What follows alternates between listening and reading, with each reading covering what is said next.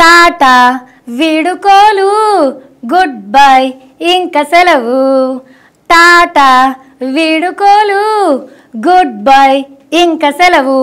జాగ్రత్త సారు అయినాడు ఎట్లుంటారో ఏమో పోర్రి అయినా మీకేం కొత్త కాదనుకోర్రి కానీ ఈ తాపకు జరంత పెద్ద కుర్చీలో కూర్చొని పోతున్నారు కదా అందుకే అట్లా చెప్తున్నా ఆడ బుగ్గకార్లు పోలీసు వాళ్ళ బందోబస్తు ఉంటుంది కానీ ఇప్పుడు ఈడ మీరు మాట్లాడినట్టు ఇష్టం వచ్చినట్టు వరుతా అంటే ఆడ ఊకోరు సారు కోదండం వేస్తారు కానీ ఇప్పుడు ఎంత మంచిగా లాడ్ సాబ్ లెక్క తిరుగుతున్నావు సార్ నువ్వు కానీ రేపు ఎట్లుంటావో ఏమో పో ఈడ మంగళవారం పేలాల లెక్కనే ఎగిరే నువ్వు రేపు ఆడుకోయినాక ఎట్లుంటావో ఏమో అయ్యో దేవుడా నాకైతే మస్తు బాధ అవుతుంది సారు ఈ వార్త ఎవరి గురించో మీకు ఇప్పటికే సమజాయి ఉంటది గాయన గురించే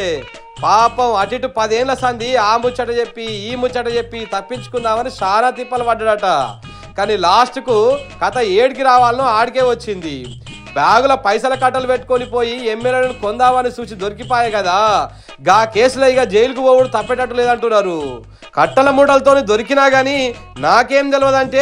తెలియదని తప్పించుకుందామని ఇటు రేవంత్ సారు అటు చంద్రాల్ సారు గట్టిగానే తిప్పలు పడ్డారు కోర్టుకు రమ్మంటే ఇయ్యాలు వస్తామని రేపు వస్తామని ఏళ్లు గడిపిర్రు ఇక ఇప్పుడు సర్కారులో కూర్చున్నానని కేసును వాయిదా వేయాలని కూడా కోరినట రేవంత్ సారు దేశంలో ఉన్న పెద్ద కోర్టుకు ఇది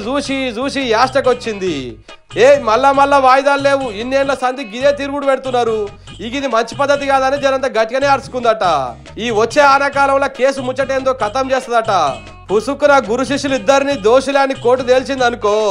ఇంకేముంది ఇటు రేవంత్ సారు అటు చంద్రాల్ సారు కృష్ణ పరమాత్మను జన్మస్థానానికి ఓవుడే మిగులుతుంది గా చెర్లపల్లిలో శంచల్గూడాలను డబుల్ బెడ్రూమ్ కట్టించే పనులు సుతం శురువైనట్టే కొడుతున్నది అంత మంచిగానే ఉన్నది కానీ లోపలికి పోయినాక సుతం జైలు నేనే కట్టించిన జైల్లో పయకాలను నేనే కట్టించిన అని చంద్రబాబు సారు పేగులు మెడలేసుకుంటా లాగుల తొండలిడుస్తా డయర్లు ఇప్పుతా అని రేవంత్ సార్ అంటే ఎట్లా అని వాళ్ళ దగ్గరున్నోళ్ళు చెవులు కొరుక్కుంటున్నారట చూడాల మరి ఏమైతుందో